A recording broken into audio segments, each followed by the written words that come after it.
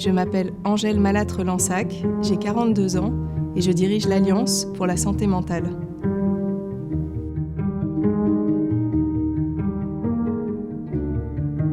Votre parcours en une phrase ? Depuis 15 ans, je travaille sur les politiques de santé et tout particulièrement de santé mentale. J'ai travaillé en think tank à l'Institut Montaigne, j'ai travaillé à Harvard, puis en cabinet ministériel.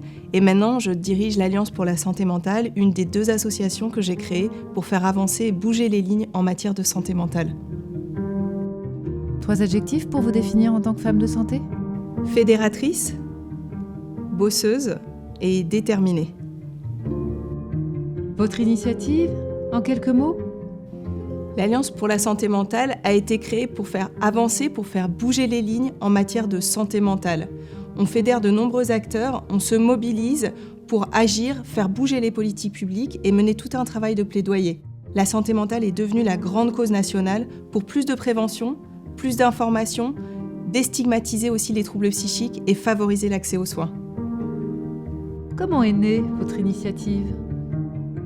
Ça fait 15 ans que je travaille sur la santé mentale et la psychiatrie et j'ai pu constater, comme toute la société, que la santé mentale se dégradait beaucoup ces dernières années.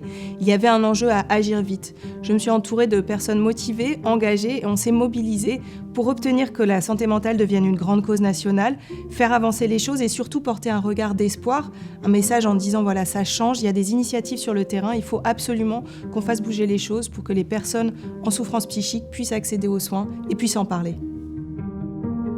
En quoi ce que vous faites est utile ?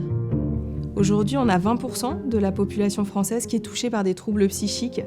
On a un décalage d'accès aux soins. Il se passe 10 ans entre les premiers symptômes et le moment où on va vous poser un diagnostic sur les troubles bipolaires, par exemple.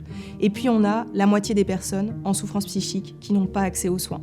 Donc voilà la situation aujourd'hui. Ça bouge, ça évolue, il y a des investissements qui ont été faits et surtout le regard de la société commence à changer, mais il reste énormément à faire. C'est pour ça qu'on a créé l'Alliance pour la santé mentale, pour continuer à faire bouger les lignes et apporter une nouvelle vision d'espoir et de changement pour la santé mentale.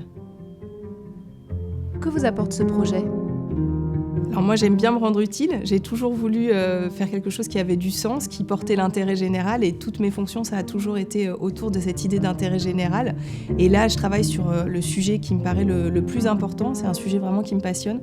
Et chaque jour, je rencontre des gens passionnants avec des initiatives porteuses d'espoir. Et ça, c'est extrêmement riche. De quelle santé rêvez-vous ? Je rêve que la santé mentale fasse pleinement partie de la santé, qu'il n'y ait plus de tabou, et que la santé mentale soit devenue enfin l'affaire de toutes et de tous. Un message pour ceux qui nous regardent ? On a toutes et tous une santé mentale dont on peut prendre soin. On a aussi nos proches qui ont toutes et tous une santé mentale. Il faut oser en parler et oser écouter. Et pour le futur, qu'est-ce qu'on peut vous souhaiter ? Moi, j'aimerais continuer à me rendre utile sur ce sujet et puis j'aimerais aussi réussir peut-être à mieux concilier ce travail qui me passionne et puis le temps que je vais passer avec ma famille, mes enfants et mon temps personnel parce que c'est aussi ça la santé mentale, savoir bien équilibrer les choses.